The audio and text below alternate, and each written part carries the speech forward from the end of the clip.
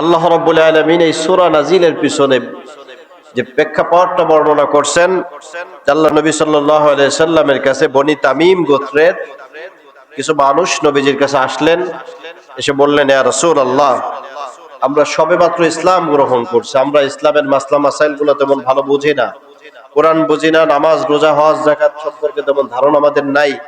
আমাদেরকে একজন প্রশাসক নির্বাচন করে নিয়োগ দিয়ে দেন আমাদের এলাকার জন্য। যেমন প্রত্যেকটা উপজেলায়, প্রত্যেকটা থানায়, উপজেলায় এক একজন করে ইউনো অফিসার দেয় না নিয়োগ, এরকম একজন অফিসার আমাদের জন্য নিয়োগ দিয়ে দেন, যিনি আমাদেরকে শরীয়তের মাসআলাগুলোর সমাধান দিবেন, কোরআন ভিত্তিক আমাদের জন্য কি করণীয় কি বর্জনীয় এই বিষয়গুলো আমাদেরকে শিক্ষা দিবেন। আল্লাহ নবীর কাছে কথাগুলো বলার পরে নবীজি সাল্লাল্লাহু আলাইহি সাল্লাম তার চিরচারিত স্বভাব, তার থেকে জ্ঞানী মানুষ আল্লাহ তাআলা জমিনের উপরে আসমানের নিচে দ্বিতীয়টা তৈরি করেন নাই, ঠিক কিনা? তারপরে নবীজি তার জ্ঞান জাহির করেন নাই, ভঙ্গিটা এমন নেয় না যে এটা সব জানতা শমশের আমি যেটা কমেই নেই না, নবী এমন ভাব নেয় নাই। নবী কি করলেন? তার স্বভাব সুলভ অভ্যাসের কারণে তিনি সাহাবীদেরকে ডাকলেন, বললেন, এ সাহাবীরা আসো দিকে, তোমাদের সঙ্গে আমার পরামর্শ আছে। আল্লাহ নবী জিজ্ঞাসা করলেন, বনি তামিম গোত্রের মানুষ আসছে, তারা আমাকে এইভাবে এটা এটা করতে বলছে, এখন করণীয় কি বলো, কাকে পাঠাইলে ভালো হয়, এক একজন মতামত দাও। তো অন্য সাহাবীরা তেমন কথাবার্তা বলে না, মিটিং এ বসলে সবাই কথা বলেনি, যারা সমাজের বড় মিয়া তারাই কথা বলে। তো সাহাবীদের ভিতর ছোট ছোট সাহাবীরাও ছিলেন, তারা কেউ সাহস করে তেমন কোনো কথা বললেন না। সব থেকে বড় দুইজন সাহাবী হযরত আবু বকর আর উমর, আমরা দুইজনের ব্যাপারে মতামত দিলেন। হযরত আবু বকর সিদ্দিক রাদিয়াল্লাহু তাআলা আনহু তিনি বললেন হযরত কাআব বিন মা'বাদ রাদিয়াল্লাহু তাআলা আনহুর কথা। কার নাম? কাআব বিন মা'বাদ। এর বিপরীতে উমর রাদিয়াল্লাহু তাআলা আনহু তিনি আবার বললেন যে না, আমার মতামত হলো আকরাম ইবনে হাবেস রাদিয়াল্লাহু তাআলা আনহুকে দিলে ভালো হয়। যেখানে প্রার্থী দুইজন হয় ওই জায়গায় গ্যাঞ্জাম আছে না নাই? আছে। আর যে জায়গায় প্রার্থী নাই একজনকে সিলেকশন করে পাঠাই দেওয়া যায়। তো যখন দুইজনের ব্যাপারে মতামত আসছে, এবার নবীজি পাল্টা প্রশ্ন করলো, আবু বকর ওমর মতামত যেটা দিবেন ভালোই দিবেন, তাহলে এবার বলেন তো কি কারণে আপনার মনে হলো আবু বকর যে কাআব বিন মা'বাদকে পাঠানো উচিত? তো এবার আবু বকর বলতেছে, কাআব বিন মা'বাদের এই দিকটা ভালো, এই গুণটা ভালো, সে দিক দিয়ে ভালো, তার আমলে ভালো, দেখতে ভালো, যত গুণাগুণ আছে একটা একটা করে আবু বকর বলতেছে। এবার নবীজি উমরকে জিজ্ঞাসা করলেন, উমর তুমি বলো, আকরাম ইবনে হাবেসকে দিতে বললা কারণ কি? হযরত উমর বলছেন যে আকরাম ইবনে হাবেসের এই গুণগুলো ভালো, তিনি এই কাজটা ভালো করে, তিনি বুদ্ধিমত্তায় ভালো, আগায় আছে, এই সন্ধিতে ভালো করবে, এরকম তার গুণগুলো বলতেছে। তো বলতে যে যখন একজন বলতেছে তো আরেকজন খণ্ডন করতেছে, তো কথাবার্তার সাউন্ড আস্তে আস্তে কি করতেছে, বাড়তেছে। যখন আপনি আমার কথা মানতেছেন না তখন কথার একটু রং পরিবর্তন হয় না, গতি বাড়তেছে। তো সাহাবীদের এই বলার ভঙ্গিটা একটু আওয়াজটা উঁচু হয়ে গেছে। এই শান নবীজির মান যে ছোট হলো, আল্লাহর নবী এখনো জবান দিয়ে কিছু বলে নাই, এই বিষয়টা আল্লাহর ভালো লাগে নাই। কার ভালো লাগে নাই? আল্লাহ সাথে সাথে জিবরাইল আলাইহিস সালামকে দিয়ে ওহী নাজিল করে জানায় দিল, পয়গম্বর এই আয়াত আপনি তেলাওয়াত করে সাহাবীদেরকে শোনান। এটা শুধুমাত্র সাহাবীদের জন্য নয়, অনাগত ভবিষ্যতে যত মানুষ পৃথিবীতে আসবে, পূর্বে যারা এসেছিল, সামনে যারা আসবে, প্রত্যেকটা মানুষের জন্য আমি আল্লাহ তাআলা এটা নিয়ম বানায় দিলাম, কোন মানুষের কথা যেন আপনি নবীর কথার থেকে উঁচু না হয়। সুবহানাল্লাহ পড়েন। আল্লাহ রাব্বুল আলামিন তখন জানায় দিলেন, ইয়া আইয়ুহাল্লাযীনা আমানু লা তারফাউ আসওয়াতাকুম ফাওকা সাওতিন নবী ওয়া লা তাজহারু লাহু বিল কওলি কাজহরি বা'দিকুম লিবা'দিন আন তাহবাতা আ'মালুকুম ওয়া আনতুম লা তাশউরুন। আল্লাহ রাব্বুল আলামিন জানাই দিলেন, ইয়া আইয়ুহাল্লাযীনা আমানু, হে ঈমানদার, লা তারফাউ আসওয়াতাকুম, তোমরা তোমাদের আওয়াজটাকে উঁচু করো না, ফাওকা সাওতিন নবী, নবীজির আওয়াজের থেকে যেন তোমাদের আওয়াজটা উঁচু না হয়। যদি উঁচু হয় কি ফলাফল হবে জানো নাকি? কাজাহরি বা'দিকুম লিবা'দিন আন তাহবাতা আ'মালুকুম, আরে তোমরা যে আমলগুলা দুনিয়ায় করছো মনে তো করতে পারো কত আমল আমি করলাম, এই আমল দিয়ে আল্লাহর জান্নাত পর্যন্ত আমি পৌঁছে যাব। তবে খবরদার খবরদার, আমি আল্লাহ বলে দিলাম তোমার এই আমল গুলাকে আমি আল্লাহ তাআলা নিঃশেষ করে দিব। নাউজুবিল্লাহ বলেন। আল্লাহ বলছে ওয়া আনতুম লা তাশউরুন, এই আমলগুলা যে ধ্বংস হয়ে যাবে, নিঃশেষ হয়ে যাবে, এটা তোমরা টেরও পাবা না। আল্লাহু আকবার বলেন। এটা কত বড় হুমকি আপনি বুঝছেন কিনা? আপনি মসজিদে আসছেন, আপনার জুতাটা হারায় গেলে আপনি বুঝবেন কি বুঝবেন না? পকেটে 2000 টাকা লয়েছেন, টিস্যু বাইর করতে গেছেন, 2000 টাকা রাস্তায় পড়ে গেল, এটা হারায় যে গেছে, আপনি ঘরে গিয়ে বুঝবেন কিনা ভাই? বোঝা যাবে। তো আমি যদি বুঝি আমার টাকাটা হারাইছে, তাহলে খোঁজার জন্য আসার সম্ভাবনা আছে, ঠিক না? আমি যদি বুঝি জুতাটা আমার এই জায়গায় হারাইছে, তাহলে আমি কিছু সময় অপেক্ষা করতে পারি। অথবা অজু করতে গেছেন, ওখানে গিয়ে আপনি ঘড়িটা রেখে অজু করে মসজিদে চলে আসছেন, আপনার আনতে মনে নাই, আপনি নিশ্চিত যে আমি ওখানে অজু করছিলাম, তাহলে আপনার মাথায় আছে আমার ঘড়িটা কোথায়, অজুখানায় আছে, আপনি খোঁজার সম্ভাবনা আছে। এটা হারাইলে টের পাওয়া যায়। আল্লাহ বলে যে তোমার আমলগুলো এমন ভাবে আমি নিঃশেষ করব, তুমি টেরও পাবা না। আল্লাহু আকবার বলেন। এটা কোন কারণে বলছেন? যে তোমার আওয়াজটা যেন নবীজির আওয়াজের থেকে বড় না হয়। এখন নবী তো এই জগতে নাই, নবীজির বিধিবিধান গুলো সমাজে আছে না নাই? এই বিধিবিধান গুলো আপনার বোঝা আসুক চাই না আসুক, নিজের পক্ষে থাকলেও আপনাকে মাথা নিচু করেই মানতে হবে, আপনার বিপক্ষে গেলেও মাথা নিচু করেই মানতে হবে, দলের পক্ষে থাকলেও মানতে হবে, দলের বিপক্ষে গেলেও মানতে হবে। এই জায়গায় আপনি ধরো এটা আগে চলতো এখন চলবে না, এটা সেটা এগুলো বলার কোনো সুযোগ নাই। এটা বলা মানে হলো আপনি নবীজির থেকে বেশি বুঝে আপনার আওয়াজটাকে উঁচু করার চেষ্টা করছেন, তার মানে আপনি নবীজির এই কথাগুলোকে মানতে রাজি না। আল্লাহ বলছে খবরদার, আন তাহবাতা আমালুকুম ওয়া আনতুম লা তাশউরুন, তোমার আমলগুলো এমন ভাবে নিঃশেষ হবে তুমি টেরই পাবে না। আল্লাহু আকবার।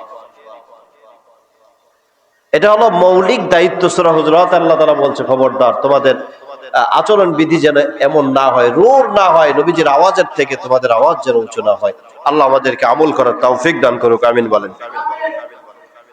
আল্লাহ রাব্বুল আলামিন কোরআনুল কারীমের ভিতরে নবী করিম সাল্লাল্লাহু আলাইহি ওয়াসাল্লামের এই বিধানগুলোকে কেন দিলেন? নবীজির প্রত্যেকটা বিধান, অনেক বিষয় এমন আছে যেগুলো আপনার আমার স্বাভাবিক আকল দিয়ে আপনি বুঝবেন না, আপনার আমার স্বাভাবিক জ্ঞান দ্বারা আকল দ্বারা বোঝার মতন ক্ষমতা আপনাকে আমাকে আল্লাহ দেন নাই। কোরআনুল কারীমের ভিতর আল্লাহ এমন শব্দ ব্যবহার করছেন তাবারাক অথবা সুবহান শব্দ দিয়ে আল্লাহ যদি কোরআনুল কারীমে কোন শব্দের সূচনা করেন, কোন আয়াতের সূচনা করেন, এরপর আল্লাহ তাআলা এমন কোন আশ্চর্যজনক ঘটনা বলবেন অথবা এমন কোন কথা বলবেন যেটা আপনার আমার মানব দেহ আর মানব চিন্তা চেতনা দ্বারা এটা কখনোই বুঝে আসবে না। এই ঘটনারই একটা ঘটনা, এই যে রজব মাস চলছে, সমাজের ভিতরে প্রচলিত কিছু কথা আছে 26শে রজব নাকি নবীজির মেরাজ হয়েছিল। এটা ইতিহাসের সাথে সাংঘর্ষিক। এই দিনকে কেন্দ্র করে আলাদা কোনো আমল আর আখলাক সুন্নাহ দ্বারা, হাদিস দ্বারা, কোরআন দ্বারা প্রমাণিত নয়। তবে হ্যাঁ, নবীজি সাল্লাল্লাহু আলাইহি ওয়াসাল্লাম এই রজব মাস থেকেই রমজানের প্রস্তুতি হিসেবে বেশি বেশি করে রোজা রাখতেন। এটা আপনি রাখতে পারেন এমনিতে, কিন্তু শবে মেরাজ হিসেবে আপনাকে রাখতে হবে। এই মাসে সবে মেরাজ হয়েছিল এজন্য রাখতে হবে, ব্যাপারটা এমন নয়। যেই পৃথিবীতে আশ্চর্যজনক ঘটনা আল্লাহ তাআলা ঘটায়ছিলেন, যেই ঘটনাটার বর্ণনা দিতে গিয়ে আল্লাহ তাআলা সুবহান শব্দ দ্বারা আয়াত শুরু করে দিলেন। আল্লাহ রাব্বুল আলামিন পুরা মানব সভ্যতার ব্রেনটাকে এই জায়গায় স্থগিত করে দিয়েছেন। রব এমন এক ঘটনার বর্ণনা দিলেন, নিজেই জানাই দিলেন সুবহানাল্লাযী আসরা বিআবদিহি লাইলাম মিনাল মাসজিদিল হারাম ইলাল মাসজিদিল আকসা। আল্লাহ রাব্বুল আলামিন নবীজির রাত্রিকালীন সফরের ব্যাপারটা বললেন। নবীজিকে সফর করানো হয়েছিল, এই মক্কা নগরী থেকে নবীজিকে বাইতুল মুকাদ্দাসে সফর করানো হলো, সপ্তম আসমানে নেওয়া হলো। সমস্ত নবীদেরকে ফিলিস্তিনের জমিন এক জায়গায় একত্রিত করে নবী সহকারে সমস্ত ফেরেশতাদের কাফেলার সর্দার হিসেবে আল্লাহর পয়গম্বর সাইয়্যিদুল মুরসালিন তিনি সামনে দাঁড়ায় ইমামতি করেছিলেন। এই যে জান্নাত দেখাইলেন, জাহান্নাম দেখাইলেন, আল্লাহর সঙ্গে কথা হলেন, একবার আর দুইবার নাই, 5 বার আল্লাহ তাআলার কাছ থেকে জমিনের দিকে আসছেন, আবার আয়েশা মুসার কাছ থেকে ফেরত গেলেন। এত লম্বা সফর নবীজি করলেন যেটা আপনার আমার আকল দ্বারা, বর্ণনা করার দ্বারা বোঝাতে পারবো না। কোরআন এমন ভাবেই বর্ণনা করছেন ইতিহাসবিদ মুহাদ্দিসরা মুফাসসিররা বলছেন, আল্লাহর পয়গম্বর যখন ঘর থেকে বের হয়ে গেলেন, তার মাথার আগাতে ঘরের দরজায় যে শিকলটা ছিল, এই শিকলটা নবীজি আসার পরে দেখলেন এখনো পর্যন্ত নড়তেছে। একটা শিকল আঘাত লাগলে কতটুকু সময় নড়ে ভাই? কয়েক সেকেন্ড, তাই না? কিন্তু এর ভিতরে এত লম্বা সময় কেমনে করছেন? এটা আল্লাহ করছেন, আপনার আমার আকল ধরবে না। আল্লাহ জন্যই বলছেন সুবহানাল্লাযী আসরা বিআবদিহি লাইলাম মিনাল মাসজিদিল হারামি ইলাল মাসজিদিল আকসা। আল্লাহ বলছে, শোনো, এমন আশ্চর্যজনক ঘটনা তোমাদের কাছে আমি বললাম, বলার পরে তোমার দায়িত্ব প্রশ্ন করা নয়, বরং তোমার জন্য জিম্মাদারি হলো এই ব্যাপারটার উপরে পূর্ণাঙ্গ ঈমান আনবা। এইটা তুমি বান্দার জন্য আমি আল্লাহ দায়িত্ব বানায় দিলাম। যদি তুমি মেনে নাও তাহলে তোমার ভিতরে সাহাবীওয়ালা গুণ ঢুকলো। আর যদি প্রশ্ন করতে শুরু করে দাও, মুসা নবীর ওই যে উম্মত যেগুলাকে বনি ইসরাইল বলা হয়, আমরা একজন আর একজন যদি ফাজলামি করে, বাচ্চারা স্টুডেন্টরা দুষ্টুমি করলে আমরা কই বনি ইসরাইলের গ্রুপ কিনা। তার মানে এটা ভালো গালি না, এটা গালি, এটা ভালো কথা না। আল্লাহ তাআলা দুইটা দৃষ্টান্তই রাখছেন। হযরত মুসা আলাইহিস সালামকে যখন নীল নদটাকে পার করে পারে নিয়ে দিল, দেওয়ার সাথে সাথে স্বাভাবিকভাবে এই যে মুসিবত, 6 লক্ষ সৈন্যের বিপরীতে আল্লাহ তাআলা 12টা রাস্তা বানায় ওই পারে নিল। নেওয়ার পরে ওদের কৃতজ্ঞ হয়ে, আল্লাহর কাছে কৃতজ্ঞ হয়ে শুকরিয়া আদায় করা উচিত ছিল, কিন্তু এটা না কইরা মুসারে ডাক দেখায়, মুসা নদী পার করছো ভালো কথা, পিছনে তাকায় দেখো ফিরাউনের বাহিনী যা আসতেছে, কেমনে বাঁচাবো এটা দেখো। এটা কি বলা উচিত ছিল? ওদের জন্য উচিত ছিল, আরে যেই আল্লাহ এই নদীর ভিতরে রাস্তা বানায় আমারে পার করছে, নিশ্চয় আমার আল্লাহ পবিত্র, আমারে বাঁচাবে দেখেই তো পার করছে, নাহলে পার কেন করবে? তাহলে এটা দায়িত্ব আল্লাহর, এই হিসেবে তার কৃতজ্ঞ হওয়া উচিত ছিল। এটা না হয়ে ওই পারে যায় কইতেছে, মুসা পিছনে তাকায় দেখো ওই যে ফিরাউনের বাহিনী দেখা যায়, ওইটা কেমনে ঠেকাবো বলো? আল্লাহ তাআলার কাছে এই বিষয়টা ভালো লাগে নাই। আল্লাহ তাআলা মুসা নবীকে উদ্দেশ্য করে তৎকালীন সময় যে ওহীটা দিয়েছিল, আল্লাহ জানায় দিলেন, লা ইন শাকারতুম লা আযীদান্নাকুম ওয়া লা ইন কাফারতুম ইন্না আযাবী লাশাদীদ। এটা মুসা নবীর উপরে অবতীর্ণ আয়াত। আল্লাহ তাআলা শুধুমাত্র এই জাতির জন্য আয়াতটা রাখেন নাই, বরং অনাগত ভবিষ্যতে যত মানুষ আসবে প্রত্যেকটা মানুষের জন্য আল্লাহ তাআলা জানায় দিলেন, শোনো, কেউ যদি কৃতজ্ঞ হয় আমি আল্লাহ তাআলা লাযীদান্নাকুম, অবশ্যই অবশ্যই বাড়ায়া দিব। আর যদি কেউ অকৃতজ্ঞ হয়ে যায়, ওয়ালা ইন কাফারতুম, অস্বীকার যদি কেউ করে আর অকৃতজ্ঞ হয়ে যায়, ইন্না আযাবী লাশাদীদ, আমি আল্লাহ তাআলা ওই দলটাকে শক্ত আযাব দ্বারা গ্রেফতার করে ফেলবো। নাউজুবিল্লাহ বলেন। আল্লাহ তাআলা এই যে দৃষ্টান্ত দিয়েছেন, এর বিপরীতে আল্লাহ তাআলা এই মিরাজের ঘটনাকে কেন্দ্র করে দৃষ্টান্ত আনছেন, হাদিসের বর্ণনা আছে। আল্লাহর পয়গম্বরের অন্যতম সাহাবী হযরত আবু বকর সিদ্দিক রাদিয়াল্লাহু তাআলা আনহু। আবু বকরের ঘটনা শুনলে ভালো লাগে, কিন্তু আবু বকরের প্রেক্ষাপটটা বোঝা এতটা সহজ নয়। পুরা সমাজের মানুষগুলো তার বিপরীত ছিল, ঘরের মানুষগুলোও তার বিপরীত ছিল। এরপরও আবু বকরের অবস্থান ছিল নবীজির উপরে অনড়। আল্লাহর পয়গম্বর যেদিন আসলেন, মেরাজ থেকে আসার পরে বাইতুল্লাহর চত্বরে নবীজি এইভাবে হেলান দিয়ে বসে আছেন। এমন সময় আবু জাহেল দেখে যে মুহাম্মদ সাল্লাল্লাহু আলাইহি ওয়াসাল্লাম ওখানে বসে আছে। আবু জাহেল এসে বলে, ভাতিজা, আজকে নতুন কোন গল্প আসেনি? আজকে নতুন কোন পাগলের প্রলাপ আছে নাকি? নাউজুবিল্লাহ কোন? নবীরা খুঁচাইতেছে। আল্লাহর পয়গম্বর বলে, শোনো শোনো, আজকে আরো আশ্চর্যজনক ঘটনা শোনাবো।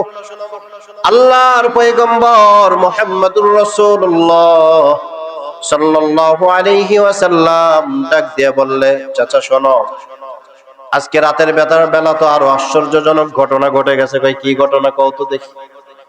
রাতের বেলায় জিবরাইল আসলো, আমাকে নিয়ে গেল বাইতুল মুকাদ্দাসে গেলাম। যাওয়ার পরে সপ্তম আসমান ভেদ করে আল্লাহর সঙ্গে দেখা হয়েছে, এতটুকু শুধু কইছে। মাত্র এইভাবে হাত দিয়া বাম হাত চাইপে ধরছে। ভাতিজা চুপ যাও, এই পর্যন্ত যা বলছো এই কথা ঠিক আছে তো? কথার আবার নড়চড় করবানি? নবী বলেন, আজ পর্যন্ত কোনদিন দেখছেন নাকি মুহাম্মদ কথার নড়চড় করে? কয় না, তা তো দেখি নাই। তবে তোমার একদিনও ধরতে পারি না, আজকে সাইডে ধরার সুযোগ পাইছি। কেমন তুমি যে পাগল, এটা আজকে প্রমাণ করে দেব। নাউজুবিল্লাহ বলেন। ও তাড়াতাড়ি কয় কোন জায়গা যাওয়া যায়, বাড়ির লোককে সব থেকে আগে আক্রমণ করতে হবে, কাছের লোক দৌড় দিয়ে তাড়াতাড়ি গেছে। আবু বকরের বাড়ি যায়, কয় ইবনে কুহাফা বাড়ি আসেনি, জোরে জোরে চিৎকার করতেছে, এই আবু বকর বাড়ি, আবু বকর বাড়ি আসেনি। আল্লাহর পয়গম্বর আবু বকর বের হয়ে আসছে, আসা মাত্র আবু বকরের কলার টেনে ধরছে, এইভাবে চেপে ধরছে, ডাক দিয়ে কয় তাড়াতাড়ি চল, তোরে আগেই কইছিলাম মোহাম্মদ পাগল, তুই মনে বিশ্বাসই করস না, আজকে প্রমাণ করে দেব যে মোহাম্মদ পাগল। নাউজুবিল্লাহ কোন। হযরত আবু বকরকে টানতে টানতে মসজিদে বাইতুল্লাহর সামনে যখন নিয়ে গেছেন, আল্লাহর পয়গম্বর সাল্লাল্লাহু আলাইহি ওয়াসাল্লামকে দেখার জন্য, আবু বকরকে এইভাবে যখন চিৎকার চেঁচামেচি শুরু হয়ে গেল, আশপাশের সমস্ত মানুষগুলা সমবেত হয়ে গেছেন আল্লাহর নবী সাল্লাল্লাহু আলাইহি ওয়াসাল্লামকে উদ্দেশ্য করে। এবার আবু জাহেল কয়, এই মুহাম্মদ বলো বলো, কি যেন বলছিলা একটু আগে?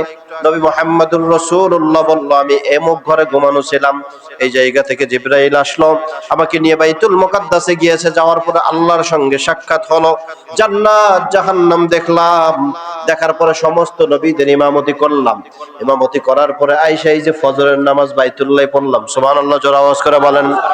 নবীজির এই বর্ণনা শোনার পর আশপাশের মানুষগুলো আশ্চর্য হয়ে গেছে, আপনার আমার ব্রেন দ্বারা এটা স্বাভাবিকভাবে নিবে না। ওই সময় মক্কার সাধারণ মানুষেরও নেয় নাই, 2-4 জন মুসলমান কেবল সবেমাত্র যারা হয়েছে, এরাও তেমন একটা গ্রহণ করতে পারতেছে না। কি কয় এগুলো, পাগল টাগল হয়ে গেল। আপনারা কি বলেন, এটা বিশ্বাস করার মতন ঘটনা মনে হয়েছে? আমি যদি আপনাকে কই যে আজকে সকালবেলা এই দুপুরে পরে ঢাকায় গেছি, আবার এই আসরের নামাজ পড়াইছি, কেটা কেটা বিশ্বাস করবে না? এটা কেউ বিশ্বাস করবে? তবে ঢাকার যে জ্যামের অবস্থা, বাইফেল গেলে তো 3 ঘন্টা বয়ে থাকা লাগে ওই জায়গায়, আবার কেমনে আসরের নামাজ পড়াইলেন? এটা বিশ্বাসযোগ্য না। কিন্তু আল্লাহর নবী এমন আশ্চর্যজনক কথা বললেন, সাহাবীরা, অন্যান্য সাহাবীরা পর্যন্ত হতভম্ব হয়ে গেল, আশ্চর্য হয়ে গেল, চুপ হয়ে গেল। এবার আবু জাহেল ডাক দিয়ে আবু বকর রে ডাক দিয়ে কয়, আবু বকর, এই যে যে কথাগুলো মুহাম্মদ বলছে, এটার ব্যাপারে তোমার মন্তব্য কি বলো? আবু বকর ডাক দিয়ে বলে, ওয়াল্লাহি রব্বুল কাবা সাদ্দাকতা ইয়া রাসূলুল্লাহ। আল্লাহু আকবার বলেন। আল্লাহর নামের শপথ করে, কাবার মালিকের শপথ করে বলে, আমি আবু বকর শুধু এতটুকু আশ্চর্যজনক কথা নয়, এর থেকেও কোন আশ্চর্যজনক কথা যদি নবী মুহাম্মদ বলতেন, আমি আবু বকর বলতাম আমার পয়গম্বর সত্য বলেছে। সুবহানাল্লাহ বলেন। এটার নাম হলো সামি'না ওয়া আতা'না, শুনছে আর সাথে সাথে মেনে নিছে, এই কারণেই তারা ছিলেন সাহাবী। সামি'না ওয়া আসাইনা, শুনছে আর বিপরীত চলে গেছে, এইটা ছিল বনি ইসরাইলের দোষ। কাদের দোষ? বনি ইসরাইলের দোষ। এজন্য অনেক আশ্চর্যজনক ঘটনা আছে। আল্লাহ বলছেন, লা তারফাউ আসওয়াতাকুম, তোমাদের আওয়াজগুলো যেন নবীজের আওয়াজ থেকে বড় না হয়। কেন হবে না? কারণ হলো এমন অনেক ঘটনা, এমন অনেক কথা আল্লাহ কোরআনে বলবেন, যেটা মানবীয় এই ব্রেন দ্বারা, মানবীয় এই জ্ঞান আর আকল দ্বারা তুমি ধারণ করার ক্ষমতা রাখো না, তখন এই কথা তুমি বলতে পারবা না আল্লাহ যা বলছে কথাটা ভুল বলছে। নাউজুবিল্লাহ বলেন। এটা বলার সুযোগ না, আপনার জ্ঞান থাকুক আর না থাকুক, বুঝে আসুক আর না আসুক, আল্লাহ বলছে মানে এটা 100% সত্য, নবী বলছে মানে এই ব্যাপারে 100% ঈমান রাখাটাই আমাদের জন্য দায়িত্ব। ঠিক কিনা জোরে কোন? এটা আমাদের জন্য দায়িত্ব। এজন্যই আবু বকর এমনিতে আবু বকর হয় না, এই কারণে আবু বকরের দাম এত বেশি। সারা সমাজের মানুষগুলো বিপরীত, ঘরের মানুষগুলো বিপরীত, নবীজির অন্যান্য সাহাবীরাও হতভম্ব। এমন সময় দাঁড়ায় কইছে, শোনো, নবী মুহাম্মদ যদি এর থেকে আশ্চর্যজনক ঘটনা কয়, আমি আবু বকর বলবো, তারপরও আমার নবী সত্য বলছে। সুবহানাল্লাহ পড়েন। এটা ছিল সাহাবীদের অন্যতম একটা গুণ। তাহলে 9টা ব্যাপার বলতে চাইছি, 9টা মানবীয় আচরণবিধি আল্লাহ তাআলা কোরআনুল কারীমের এই 49 নম্বর সূরা 18টা আয়াত দিয়েছেন। আল্লাহ তাআলা 9টা আচরণবিধির কথা বলছেন। পুরা মানব সভ্যতার জন্য আল্লাহ তাআলা 1 নম্বরে যে দায়িত্ব দিলই, শোনো, তোমাদের জন্য আল্লাহ তাআলা বললেন, ইয়া আইয়ুহাল্লাযীনা আমানু ইন জাআকুম ফাসিকুম বিনাবাইন ফাতাবায়ানু। আল্লাহ বলছে, ইমানদার শোনো, তোমাদের জন্য দায়িত্ব হলো, তোমাদের কাছে কোনো বার্তা বাহক কোনো খবর নিয়ে যদি কোনো মানুষ আসে, মানুষ আসলেই ওই খবরটা যাচাই আর বাছাই, ইনভেস্টিগেশন ছাড়া তুমি বিশ্বাস করো না। তোমার জন্য দায়িত্ব হলো ওই তথ্যটা সঠিক কিনা তুমি যাচাই করবা, এরপরে ওই তথ্যটাকে তুমি গ্রহণ করবা। এটা 1 নম্বর দায়িত্ব। কয় নম্বর ভাই? কি দায়িত্ব? কোন খবর আসলেই মন মতন একজন বলছে, কে কইছে? অমুক কইছে, মাইনা নেই, অসুবিধা নেই। না, এটা করা যাবে না। আল্লাহ বলছে মানব জীবনের এটা অন্যতম একটা দায়িত্ব। কেউ যদি তোমাকে কোনো খবর দেয়, এই খবরটা তুমি যাচাই বাছাই করবা, না হলে তুমি কি হবে? আল্লাহ বলছে শোনো, তোমাকে কিন্তু অপদস্থ হতে হবে। আন তুসিবু কওমান বিজাহাল, আল্লাহ বলছে মূর্খতার কারণে যদি তুমি এটা গ্রহণ করে নাও, আল্লাহ বলছে ফাতুসবিহু আলা মা ফাআলতুম নাদিমিন, তুমি লাঞ্ছিত হবে, অপমানিত হবে। তাহলে আপনার আমার জন্য প্রথম দায়িত্ব আল্লাহ কি দিছে ভাই? কোন খবর আসলে এটা যাচাই বাছাই করতে হবে। এই আয়াত নাজিলের পিছনে প্রেক্ষাপট আছে। আল্লাহ রাব্বুল আলামিন কুরআনুল কারীমের ভিতরে আয়াতটা যে দিলেন, ওলীদ ইবনে উকবা, যিনি আয়েশা রাদিয়াল্লাহু তাআলা আনহার বংশের লোক ছিল, ইনি সবেমাত্র ইসলাম গ্রহণ করছে। ইসলাম গ্রহণ করার পরে নবী করিম সাল্লাল্লাহু আলাইহি ওয়াসাল্লাম তাকে বনু মুস্তালিক গোত্রের দায়িত্ব দিল, এই শোনো, তুমি ওই এলাকার যাকাতটা তুমি আদায় করো। কিন্তু এই যে উকবা ইবনে ওয়ালিদ যিনি ছিলেন, ওনার সঙ্গে আর বনু মুস্তালিক গোত্রের আগে একটা গ্যাঞ্জাম ছিল। একসময় ইসলাম গ্রহণের আগে দুই দলের ভিতরে একটু ঝামেলা ছিল, ওনার সঙ্গে আর বনু মুস্তালিক গোত্রের ভিতরে। তো উনি চিন্তা করছে নবীজি কইছে যেহেতু, তো সেক্ষেত্রে আল্লাহ নবীর সামনে তো না বলা যায় না, এটা একটা ইজ্জতেরও ব্যাপার। তো উনি বলছে ঠিক আছে ইয়া রাসূলুল্লাহ, আমি যাবো। কিন্তু উনি পরবর্তীতে চিন্তা করলো যেহেতু গ্যাঞ্জাম, গেলে আমার মারতেও পারে, তাহলে আমি যাবো না। তো কিছুদিন যায়, 2 দিন যায়, 5 দিন, 10 দিন চলে যায়। যাকাতের সিজন যখন শেষ, আল্লাহ নবী জিজ্ঞাসা করলো কি ব্যাপার উকবা ইবনে ওয়ালিদ, যাকাতের টাকা কতটুকু কি করলে, কালেক্ট করলে, সেটা তো বললে না। উকবা ইবনে ওয়ালিদ বলেন, ইয়া রাসূলুল্লাহ, তাদের সঙ্গে আমার একটা শত্রুতা ছিল, আমি গিয়েছিলাম, যাওয়ার পরে তারা বিষয়টাকে অস্বীকার করছে। তারা বলেছে যাকাত তারা দিতে পারবে না। যাকাত এটা কার বিধান? জোরে আওয়াজ করে বলেন, কার বিধান? আল্লাহর বিধান না নিজের কারো রচিত? আল্লাহর বিধান না ভাই? তা আল্লাহর বিধানের ক্ষেত্রে নবীর থেকে কঠোর কেউ নাই। আল্লাহর পয়গম্বর দয়াদ্র হৃদয়ের মালিক হওয়ার পরেও আল্লাহর পয়গম্বরের চেহারা বিবর্ণ হয়ে গেল, রাগান্বিত হয়ে গেলেন। বলে এত বড় সাহস বনি মুস্তালিক গোত্রের, আমি নবীজি তোমাকে ওই জায়গার নির্দেশনা দিয়ে পাঠানোর পরেও তারা যাকাত অস্বীকার করে, এত সাহস তারা কই পায়?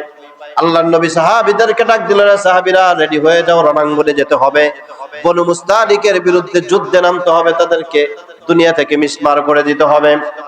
সাহাবীরা সৈন্যদল রেডি হয়ে গেল। এমন সময় একজন বার্তাবাহক এসে আল্লাহর পয়গম্বরের কাছে খবর দিয়ে দিল, ইয়া রাসূলুল্লাহ, কি ব্যাপার? যুদ্ধের জন্য শ্বাস শ্বাস রব রব মনে হচ্ছে, কারণ কি? কোথায় যাবেন যুদ্ধের জন্য? আল্লাহর নবী ডাক দেয়া বলে, যুদ্ধের জন্য আমরা রেডি হয়েছি বনু মুস্তালিকের বিরুদ্ধে। কেন বনু মুস্তালিকের বিরুদ্ধে যুদ্ধে যাবেন? আল্লাহর নবী ডাক দেয়া বলে, সাহাবী, এই বনু মুস্তালিক গোত্রের মানুষগুলো এত বড় দুঃসাহস দেখাইছে, আমার আল্লাহর বিধানের বিপরীতে তারা কথা বলেছে, আমি নবীজির এইটা পছন্দ হয় না, আমার আল্লাহরও পছন্দ হবে না।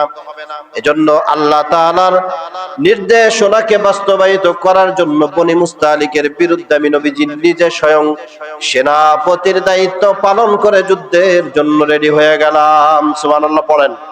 আল্লাহর নবী সৈন্যদল রেডি করেছে, এমন সময় বার্তাবাহক ডাক দিয়ে বলে, ইয়া রাসূলুল্লাহ, আমি নিজেও তো বনু মুস্তালিক গোত্রের মানুষ, কাকে দায়িত্ব দিয়েছিলেন বলেন তো? আমি তো এখনো খবর পেলাম না।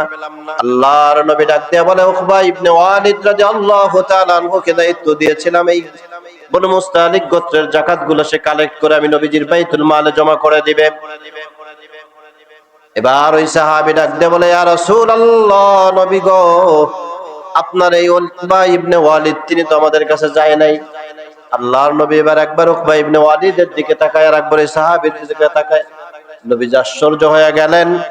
আল্লাহ তাআলা সাথে সাথে আয়াত নাযিল করে জানায় দিল, গো পয়গম্বর, ইয়া আইয়ুহাল্লাযীনা আমানু ইন জাআকুম ফাসিকুম বিনাবাইন ফাতাবায়ানু, ওগো নবীজি, আপনার কাছে যদি কোনো সংবাদ আসে, ওই সংবাদটা আসার সাথে সাথে আপনি বিশ্বাস করে নেবেন না, বরং আপনার জন্য দায়িত্ব হলো ফাতাবায়ানু, এটাকে ইনভেস্টিগেট করবেন, যাচাই বাছাই করার পরে আপনি নবীজি মন চাইলে গ্রহণ করবেন, আর যদি মন না চায় আপনি ওইটাকে নিক্ষেপ করে দিবেন।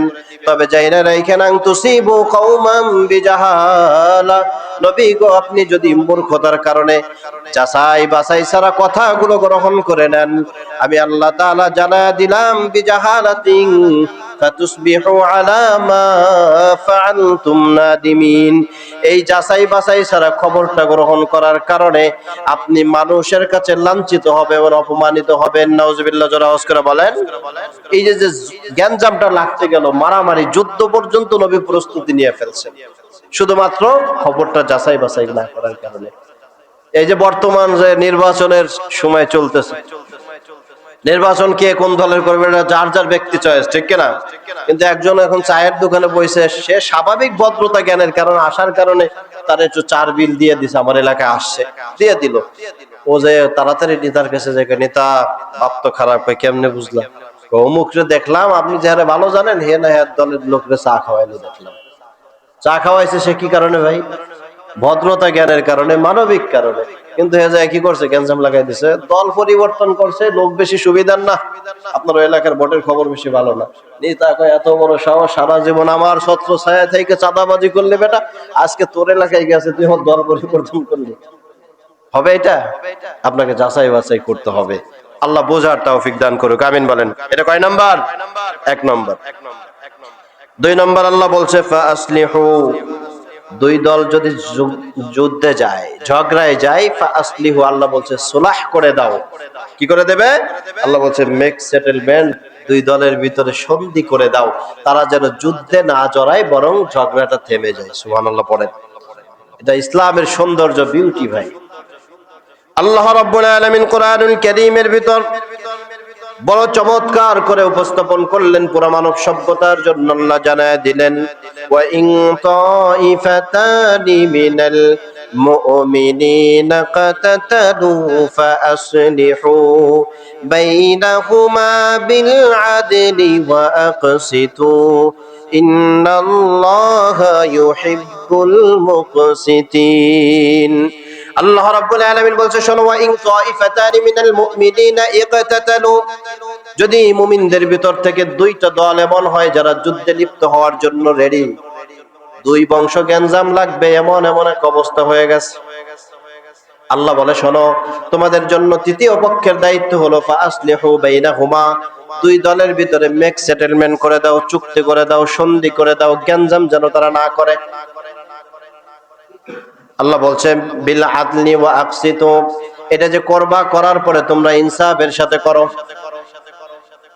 তবে শুনে রাখো, দুই দলকে মিটাইতে যাওয়ার পর কোন দল যদি এমন হয়ে যায় যে এক দল মানছে আর এক দল মানতে চায় না, নবী কয়, আল্লাহ তাআলা জানায় দিছে, নবী যে আপনার জন্য দায়িত্ব হলো যেই দল যুদ্ধে জড়াতে চায় না তাদের পক্ষ নিয়ে, যেই দল যুদ্ধ করতে চায় তার বিপরীতে আপনি ওই দলটা নিয়ে যুদ্ধ করে যে বিজয়ী হবেন। সুবহানাল্লাহ পড়েন। কথাটা বুঝাইতে পারছি কিনা আমি জানি না। দল হলো দুইটা। কয়টা? দুই দল মারামারি লাগতে গেছে, মাঝখানে এক দল ঢুকছে। কয় দল হয়েছে এবার? 3 দল। মাঝখানের দল হলো ঝগড়া থামাবে, থামানোর পরে প্রস্তাব দিল এই গ্রুপে, ভাই ঝগড়া করা দিয়ে কাম নাই, এরও প্রস্তাব দিল ঝগড়া দিয়ে কাম নাই। এবার ডান পাশের দল মানছে, বাম পাশের দল কয় আমার ক্ষমতা কম নি, লোকও বল বেশি, জনবল বেশি, টাকা বেশি, আবার পাওয়ার বেশি, ফোনের ক্ষমতা বেশি, ওরে কোনো ছাড় নাই, মারতেই হবে। আল্লাহ কয় খবরদার, খবরদার, এমনটা যদি সিদ্ধান্ত কোন দল নিয়ে ফেলে, নবীজি আপনাকে জানায় দিলাম, পুরো পৃথিবীর মানব সভ্যতাকে জানান, আপনার জন্য তখন দায়িত্ব হলো ওই যে যে দলটা সন্ধি মানতে চাইছে ওর পক্ষ নিয়ে এবার ডান পাশের দল হবে দুইটা, ওর একার বিপরীতে যুদ্ধ করার জন্য এই দুই দলের দায়িত্ব দিয়ে দিয়েছেন আমার আল্লাহ। সুবহানাল্লাহ, জোরে আওয়াজ করে বলেন। তাহলে সুলাহ করতে গেলে, সন্ধি করতে গেলে মেনে নেওয়াটা এইটা মুমিনের জন্য দায়িত্ব কিনা? জোরে আওয়াজ করে বলেন। ঝগড়া লিপ্ত হওয়া যাবে না ভাই, সুলাহ করে দেওয়া। আল্লাহ বলছে শোনো, তবে যদি এটা করতে যাও, করতে গেলে খবরদার এটাকেও তোমাকে প্রাধান্য দিতে হবে, বিল আদলি ওয়া আকসিতু, তোমাকে ইনসাফ করতে হবে। তোমার সাথে খাতির ভালো দেখে ওই দলের পক্ষ নিয়ে তুমি বিচারে তারা জিতায় দেবা আর তারা ঠকায় দেবা, এই সুযোগ তোমাকে ইসলাম দেয় না। সুবহানাল্লাহ, জোরে আওয়াজ করে বলেন। কি করতে হবে ভাই? দুই দলের ভিতরে যখন ঝগড়া লাগবে ইনসাফের সাথে করতে হবে। আদেল কাকে বলে? আদেল এই পৃথিবীর কোন মানুষ ইনসাফগার হতে পারবে না। ইনসাফগার আদেল একজনের গুণ, তিনি হলেন আমার আল্লাহ। তিনি কে? জোরে আওয়াজ করে বলেন, কে? আল্লাহ। পৃথিবীর কোন মানুষ আদেল হতে পারবে না। সেটা কিভাবে? এই পৃথিবীতে সিরিয়াল কিলার আছে না নাই? অনেক খুন করে, একাধিক খুন করে, যার পেশাটাই হলো মানুষ খুন করা। এমন অনেক খুনির খবরে বাংলাদেশে শুনেন নাই আপনারা ভাই? এক লোক নাকি 16 বছর পরে ধরা পড়ছে এই যে নওগাঁ থেকে, তার বিরুদ্ধে 16টা না 18টা মামলা আছে মানুষ হত্যার। সিরিয়াল কিলার না, হত্যা কতজনে করছে? 18 জনে করছে। তা আল্লাহ বলছে ওয়াকাতাবনা আলাইহিম ফিহা আন্নান নাফসা বিন নাফস, একজনকে হত্যা করছে বিপরীতে একজনকে হত্যা করে দিবা, এইটাই কি ইসলামের বিধান, কেসাস এইটাই। কিন্তু এখন উনি মানুষ হত্যা করছে কতজন? 18 জন। তাহলে এর কি 18 বার মারা যাইবো? এখন এরা দৈরে টৈরে থানায় নিল, নেওয়ার পরে সাক্ষী টাক্ষী নেওয়ার পরে জজ সাহেব একেবারে রায় দিয়ে দিল, আরে ফাঁসি দেওয়া হবে। কোন কারণে? ওই যে প্রথম দিন যারা হত্যা করছে ওর কারণে আরে এত এত ধারায় ফাঁসি দিয়ে দিলাম, হুকুম হয়ে গেছে, নির্ধারিত সময় ফাঁসিও হয়ে গেল। এবার প্রথম যে হত্যা হয়েছে ও যাইয়া ওই জায়গা ওই লাশের পাশে দাঁড়ায় সেলফি নিছে, সেলফির যুগ তো, উনি সেলফি নিয়ে ফেসবুকে বিরাট বড় লাইন দিয়ে একেবারে সুন্দর একটা টাইটেল দিয়ে দিছে যে আমার বাবার হত্যার সুষ্ঠু বিচার পাইছে আলহামদুলিল্লাহ, উনি লিখে দিছে। তাহলে এটা বিচার কয়জনের করছে ভাই? একজনের। বাকি থাকলো কতজন? কথা বলে না, কতজন? 17 জন। তাহলে এই 17 জন ইনসাফ পাবে কোত্থেকে? এটা কি এই দুনিয়ার কোন জজ করতে পারবে? পারবে? কথা বলেন। কিন্তু আল্লাহ পারবেন, আদেল তিনি। ওই যে 17 জনকে মারছে, 17 বার বাঁচাইবো, 17 বার ওরা যে পদ্ধতিতে মারছে ওই পদ্ধতিতে আল্লাহর শাস্তি দিবে। নাউজুবিল্লাহ, জোরে আওয়াজ করে বলেন। এই ক্ষমতা একজনের আছে, তার, তিনি কে? জোরে আওয়াজ করে বলেন কে? আল্লাহ। আল্লাহ বলছে খবরদার তোমার জায়গা থেকে তুমি ইনসাফ করো, ইনসাফের জায়গায় কোনো কার্পণ্যতা করা যাবে না। আল্লাহ বোঝার তৌফিক দান করুক, আমিন বলেন। আল্লাহ রাব্বুল আলামিন 4 নম্বর বলছে লা ইয়াসখার, তোমরা উপহাস করো না, একজন আরেকজনকে উপহাস করো না। আল্লাহ রাব্বুল আলামিন কুরআনুল কারীমের ভিতর এই সূরার ভিতরে বড় চমৎকার করে উল্লেখ করে বলেন ইয়া আইয়ুহাল্লাযীনা আমানু লা ইয়াসখার কওমুম মিন কওমিন আসা আইয়াকুনু খায়রাম মিনহুম ওয়ালা নিসাউম মিন নিসাইন আসা আইয়াকুননা খায়রাম মিনহুম। আল্লাহ রাব্বুল আলামিন বলছে খবরদার তোমরা একজন আরেকজনের উপহাস করো না। তবে স্পেশালি আল্লাহ বলছে শোনো, মহিলাদেরকে বলছি। কাদেরকে? না কাগো কইছে এই জায়গায় পুরুষদের তো আল্লাহ বলছে। ইমানদার কি শুধুমাত্র মহিলা হয় না, পুরুষও হয়? পুরুষ মহিলা দুইজনে। আল্লাহ যখন বলছে ইমানদার, এই ইমানদারের ভিতরে পুরুষ মহিলা সব আছে না নাই? আছে। কিন্তু তারপর আল্লাহ আবার আলাদা করে বলছে শোনো ওয়ালা নিসাউম মিন নিসাইন আসা ইয়াকুননা খায়রান।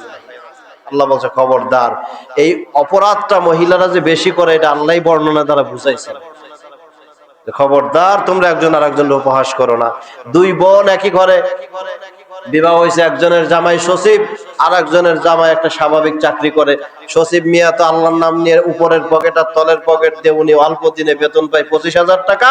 বাপ জীবনে প্রশ্ন করলো না যে বাবা তুই 25,000 টাকা বেতন পাস, ফ্ল্যাট কিনলি যে 5 কোটি টাকা দিয়ে পাইলি কই?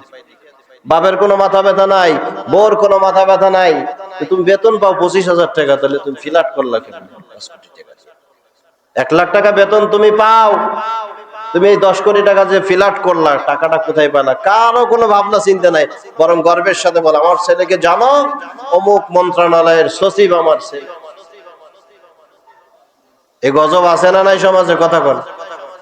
মানে গর্বের সাথে বলে আমার সন্তান সচিবালয়ে চাকরি করে। কিন্তু আপনার একবারও মনে হলো না এই সন্তানের পিছনে আপনি আপনার ঘাম জড়ানো হালাল টাকা দিয়ে এই সন্তানদের লেখাপড়া শিখাইলেন।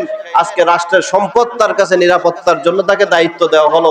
সে অল্প দিনের ভিতর বেতন পায় 1 লাখ টাকা, স্বাভাবিকভাবে সে খাইয়া দেয়, ভালো থাকার কথা। কিন্তু এই সন্তান আজকে ধানমন্ডিতে ফ্ল্যাট কেনে, গুলশানে ফ্ল্যাট কেনে, উত্তরায় ফ্ল্যাট কেনে, আপনি বা সিঙ্গাপুরে বাড়ি করে, কই পায় এই টাকা? আপনার জানতে মনে চাইল না একবারও? আপনি বাবা মা হিসেবে ব্যর্থ, আপনি স্ত্রী হিসেবে ব্যর্থ, আপনি সন্তান হিসেবে ব্যর্থ। বরং আপনি পরিচয় দিয়েই গর্ববোধ করেন আমার সন্তানদের চিনো। একজন সচিবালয়ে চাকরি করে আর একজন নরমাল চাকরি করে, সে হালাল খায়, হারাম বিচার বিশ্লেষণ করে চলাফেরার চেষ্টা করে। তো ওই যে দুই বোন এক জায়গায় বাপের বাড়ি ঈদের টাইমে গেছে, ছোট বোন বড় বোন সচিবের বউ ডাক দেখো তুই সারা জীবন ফকির নিয়ে থাকবি, তোর কইলাম যে তোর জামাইটারে তোর দুলাবার লাগে একটু জোগামো কইরা টইরা একটা ব্যবসা বাণিজ্য সাইড মাইট ধরায় দিত, তুই লাইন গার্ড করে চলতে পারতি। উপহাস করা, ছোট করা। আল্লাহ বলছে খবরদার, লা ইয়াসখার কওমুম মিন কওমিন আসা আইয়াকুনু, তোমরা কেউ কাউকে উপহাস করবে না। স্পেশাল আল্লাহ বলছে আসা আইয়াকুন্না খায়রাম মিনহুন্না, তোমাদের কোনো মহিলা যেন এটা না করে। তার মানে এই বর্ণনা দ্বারা বোঝা যায় এই অপরাধটা যারা বেশি করে ওই দলটার নাম হলো মহিলা। ঠিক কিনা? জোরে আওয়াজ করে কোন। নিজের সন্তানরাই খালি দেখলে মনে হয় মাশাআল্লাহ, আমার সন্তানের মতন সন্তান দুনিয়ায় দ্বিতীয় কপি নাই। ওইটা আল্লাহ কি বানাইছে দেখতে অনুমানের মতন দেখায়। আছে না নাই? আর একজনের সন্তানরে ভালো লাগে না, নিজের সন্তান চিৎকার কইরা পুরো ঘর ফাটায় ফেলছে, এলাকার মানুষকে ঘুমাইতে দেয় না, এত অসুবিধা নাই। আর একজনের ঘরে ছোট্ট একটা বাচ্চা রাতের বেলা অসুস্থ, একটু কান্নাকাটি করছে, সকালবেলা যায় দর্শনের ক্ষমতা আছে না, যে গলা চাইবে তো ফাইজদামি করস বেটা, তোকে ঘুমাইতে পারলাম না, কি বলা জন্ম দিছস, এটা কোনো কথা? আছে না এগুলো ভাই? আল্লাহ বলছে খবরদার, উপহাস করা যাবে না, এটা দায়িত্ব। কয় নম্বর গেল এটা? 4 নম্বর। আল্লাহ রাব্বুল আলামিন 5 নম্বর বলছে ওয়ালা তালমিজু আনফুসাকুম, তোমরা একজন আরেকজনকে দোষারোপ করো না। একজন আরেকজনকে দোষারোপ করো না। দোষ শুধু চাপায় দিতে পারলেই বাইচা যায়, এটা ওর দোষ, ওই করছে, ওরই কারণে হইছে এটা। কিন্তু সাহাবীদের গুণ ছিল, তারা মানুষের গুণ খুঁজতো। বুখারীর বর্ণনা আসছে, বিশ্বনবী সাল্লাল্লাহু আলাইহি ওয়াসাল্লাম মসজিদে নববীতে বসে আছেন, ফজরের নামাজের পর একজন সাহাবী উঠে যাচ্ছেন। আল্লাহর নবী সাল্লাল্লাহু আলাইহি ওয়াসাল্লাম সাহাবীকে দেখে নবী আমার ঘোষণা দিলেন ওই সাহাবী জান্নাতি। দ্বিতীয় দিন একই রকম ঘটনা ঘটলো, সাহাবী আবার উঠছে, নবীজি সাল্লাল্লাহু আলাইহি ওয়াসাল্লাম সাহাবীর ব্যাপারে বললেন অমুক জান্নাতি। তৃতীয় দিনে একই ঘটনা ঘটলো, আল্লাহর পয়গম্বর ডাক দিয়ে বলে ওই অমুক সাহাবী তিনি জান্নাতে যাবে, জান্নাতি তিনি। সাহাবীরা সবাই আশ্চর্য হয়ে গেল, তার ভিতরে এমন কি গুণ আছে, সেও ফজর পরে, আমরাও ফজর পরে, তাকে দেখতে হবে। সাহাবীরা এবার তার বাড়ি গেছে, ডাক দিয়ে কয় ভাই আপনার বাড়ি মেহমান হতে চাই। সাহাবীরা মেহমানদারি করাতে পছন্দ করতেন। উনি বললেন ঠিক আছে আলহামদুলিল্লাহ কবুল, আপনি থাকেন আমার বাসায়, কোনো অসুবিধা নেই। সাহাবীদের একটা দল তার বাড়িতে অবস্থান করতে শুরু করে দিলেন। রাতের বেলায় দেখলেন ইশার নামাজ নবীজির পিছনে মসজিদে নববীতে আদায় করছেন, করার পরে বাড়িতে ফেরত গেল। যাওয়ার পর রাতের বেলায় কিছু খাবার খাইছে, 2-4 রাকাত নামাজ যা পারছে পেরে ঘুমায় পড়লো। রাতের বেলায় উঠছে, সামান্য ওযু করে একটু তাহাজ্জুদ 2-4 রাকাত যা পারছে পড়ছে। অন্য সাহাবীরাও তাই করলো। আবার গিয়ে ফজরের নামাজে উনি গিয়ে ওখানে উপস্থিত হয়ে গেছে। এবার সাহাবীরা আশ্চর্য হয়ে বললেন আরে তার ভিতর তো এমন কোন আমল নাই, তাহাজ্জুদ তো আমিও পড়ি, রাতের বেলা ঈশা তো আমিও পড়ি, ফজর আমিও পড়ি, তাহলে নবী হেরে জান্নাতি কয় আমারে কয় না, কারণ কি বৈষম্য হইল কিনা? আল্লাহর নবীকে জিজ্ঞাসা করে ফেলছেন ইয়া রাসূলুল্লাহ, আপনার সাহাবীর বাড়িতে ছিলাম আজকে রাতের বেলায়, তার অবস্থানটা দেখলাম, আমলের ভিতরে কোনো ভিন্নতা পাইলাম না, সেও যা করে আমিও বাড়িতে তাই করি, তাহলে তারে জান্নাতি কেন বললেন, আমারে কেন বললেন না, কারণ কি? আল্লাহর পয়গম্বর বললেন সাহাবীকে গিয়ে জিজ্ঞাসা করো, আমি নবী বলার প্রয়োজন অনুভব করছি না, বরং তুমি সাহাবীকেই জিজ্ঞাসা করো। সাহাবীদের কাফেলা এবার শক্ত করে ধরছে, রে ভাই তোমার ভিতরে এমন কি গুণ আছে যেই গুণের কারণে আল্লাহ তাআলার পক্ষ থেকে ঘোষণা আসলো নবীর কাছে, নবী জানায় দিল তুমি জান্নাতি, বলো তো দেখি। এবার সাহাবী অনেক পীড়াপিড়ির পরে বলল ভাই আমার জীবনে এমন কোন উল্লেখযোগ্য গুণ নাই, তবে এটা গুণ কিনা আমি জানি না, প্রত্যেক দিন বিছানায় যাওয়ার পর যখন আমি ঘুমানোর নিয়ত করি, এই ঘুমানোর আগে বিছানায় বসে চক্ষু দুইটা বন্ধ করে আমি ভাবি সারাটা দিন মানুষের সঙ্গে এই এই কথাগুলো বললাম, মুআমালা মুহাসাবা আমি করি, আমার জীবনের এই এই আমলগুলো আমি ভাবতে থাকি, সকাল থেকে সন্ধ্যা পর্যন্ত কোন কোন মানুষ আমার দ্বারা কষ্ট পাইলো, সম্ভব হলে তার থেকে আমি মাপ চেয়ে নেই, আর যদি কোনো মানুষের কথায় আমি মনে কষ্ট পায়া থাকি আল্লাহর রাস্তে আমি তাকে মাফ করে দেই। সুবহানাল্লাহ, জোরে আওয়াজ করে বলেন। সাহাবী বলেন যে হয়তোবা এটাই আমার গুণ, আল্লাহ হয়তোবা এই গুণের কারণে নবীজির কাছে বলতে পারে। এরপরে সাহাবীরা নবীজিকে জিজ্ঞাসা করলেন ইয়া রাসূলুল্লাহ, ঘটনা তো এমনটা বলছে, আপনি কি বলেন? আল্লাহর নবী শোনার পর বললেন রে সাহাবী, এই গুণটাকে কি তোমাদের কাছে নরমাল গুণ মনে হয় নাকি? একজন মানুষ তোমাকে কষ্ট দিয়েছে, তুমি তাকে মাফ করে দেবে, এটা সহজ নয়, বরং এটা দায়িত্ব, এটা অনেক বড় একটা সওয়াবের কাজ, এটা অনেক বড় একটা মনের পরিচয়। এই গুণগুলো যারা অন্বেষণ করে, এই গুণগুলো যারা ইনস্টল করবে, আমি নবী বললাম দুনিয়া থেকে এই মানুষগুলো জান্নাত প্রাপ্ত হয়ে যাবে। সুবহানাল্লাহ পড়েন। এজন্য আমরা মানুষকে তো ক্ষমাই করতে চাই না, ওই 10 বছর আগে তুই আমারে কথা দিয়ে কষ্ট দিছিলি, আমার অভ্যাস তখন, আমার অবস্থা খারাপ ছিল, প্রতিশোধ নিতে পারি না, এবার আমার সুযোগ আইছে। কই কি সুযোগ? আমার পোলা অমুক থানার সার্কেল এসপি, তুই চিনোস ওরে? তোরে মামলা দিয়ে সহায় ফেলামু। এই মামলা যে দিয়েছেন, কার কার নাম দিয়েছেন? দাদা, দাদা না 20 বছর আগে মারা গেছে, মরা দাদারে দরকারে কবর থেকে উঠে গ্রেপ্তার করুন। আছে না এগুলা মামলাবাজি, মানুষকে হয়রানি করা? এদেশে চলে কি চলে না? জোরে আওয়াজ করে কোন। আল্লাহ বলছে খবরদার, এটা নরমাল কোন গুণ না ভাই। মানুষের ক্ষেত্রে আপনাকে কি করতে হবে? আল্লাহ বলছে কারো দোষ খুঁজো না, বরং তার গুণগুলো খোঁজো। কোন গুণের কারণে আল্লাহ তাকে শ্রেষ্ঠত্ব দান করছে।